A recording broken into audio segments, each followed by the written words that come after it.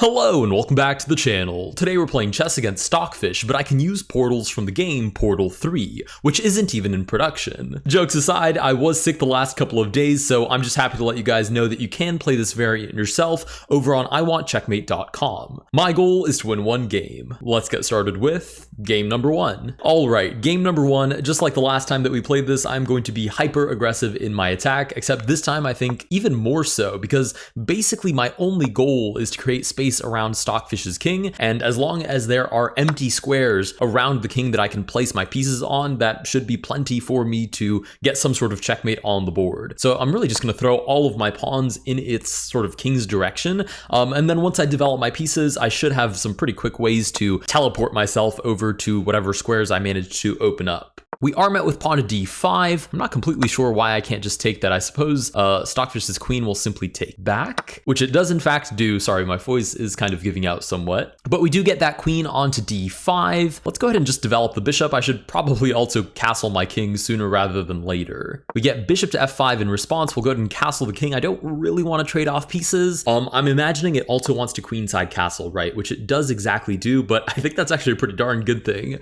because you can imagine in some universe I get my queen from d1 all the way down to a8 just by teleporting it, and I should have a pretty brutal attack against Stockfish's king. Now, I don't actually want to do that quite yet. I want to see if I can find a way to manipulate it to get some sort of piece, doesn't really matter which one, onto d7, and then also remove this knight so it can no longer defend on b8. And then Stockfish won't even see queen to a8 coming, which will just be checkmate. So I guess the real question is, what's the fastest way that I can do that? I guess we can start by trying to remove this knight. Let's go knight to e5, and if we can get that knight off of c6, we're one step closer to getting our kind of final goal. Okay, the bishop does take. Now, let's take back with the queen. I do still want it to take on e5, even though it does lose me a pawn. Right, it does in fact take. We'll go ahead and recapture, and we are one step closer to getting that queen on a8 checkmate. Right, the queen does take back. Now, the only way that I could get rook to d7 is maybe by just giving a check. The problem with the check is that something like queen to e6 is equally successful at blocking. Not only that, but both of these moves defend f7 as well. So it's not like if queen to h3, it has to play rook to d7 to defend, because queen to e6 fulfills that same purpose. Although I suppose if queen to h3, queen to e6, I have rook takes f7, and obviously it can't take me back because the queen is still pinned. So maybe this does work. Let's play check, and maybe we can get rook to d7 on the board.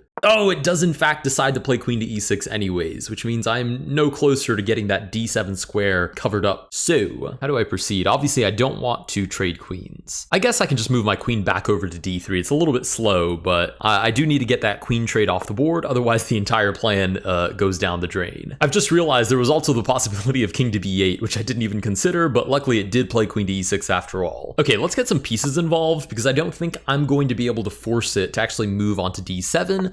Try as I might. We do get knight to d5. I think what it wants is to trade off the knight for the bishop and then have queen to e3 on the board, which forces a trade of queens, which of course makes a lot of sense because it is in fact up material. So I think bishop d2 might be forced, but I can't really play on the back foot here too much. Oh wait, I just haven't been thinking creatively enough. You know what I could do? I could play queen to b5, allow it to take on f4, and then just teleport my rook to a8, and that's checkmate. Right, it does in fact take, but now I can simply set up a portal on e1, set the location portal at a8, and then rook to e1 is simply checkmate. And with that, we do in fact defeat Stockfish. If you guys go to play this yourself, you simply double left click for a blue portal and double right click for an orange portal. Okay, I think I can do it even faster than that, so I'm going to play a new game. And I think this time, I'd like to try and defeat it in under 15 moves. I think that's perfectly reasonable. That's 7 sides per side, technically 8 for me, if the game were to end on move 15. Okay, so let's start spending these moves quickly. That's move number 1 on the board, and I think it's very reasonable for me to do it in under 15 as long as I keep an open mind about how many different ways I can get checkmates. This will be move number 2, and again, I think my first goal is just open up squares around the king's position. We get knight to f6. This is move number 3, immediately sacrificing the bishop, and then frankly, I'm pretty optimistic that I can play like move 4, move 5, and then somehow just queen to f7 is mate. So this will be move number 4. It threatens the e5 pawn as well as just simply knight to g5 check. Okay, the knight defends. You guys already know that I can barely count over 3. We're on 1, 2, 3,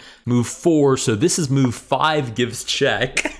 And I think we'll be comfortably under 15 moves here. Nice. Because again, I can just double click E2, double click F7. Queen to F7 is in fact checkmate. With that, we defeat Stockfish with portals in literally 6 moves. Now, this is probably the more boring variation, playing against Stockfish that doesn't know what's happening. Obviously, if I were to play against Stockfish, but it could use portals, it would utterly dismantle me because obviously Stockfish would normally destroy me. So if it had portals, then it would probably just teleport me into a black hole and obliterate me from existence. But what I do think would be really fun is playing this against another player. So I'm going to see if I can set up a 2-player sort of variation of this, which will be a little bit more complicated, a little bit more involved, but should be totally doable. And then maybe I'll invite someone on the channel to try and play Portal 3, quote unquote, chess with.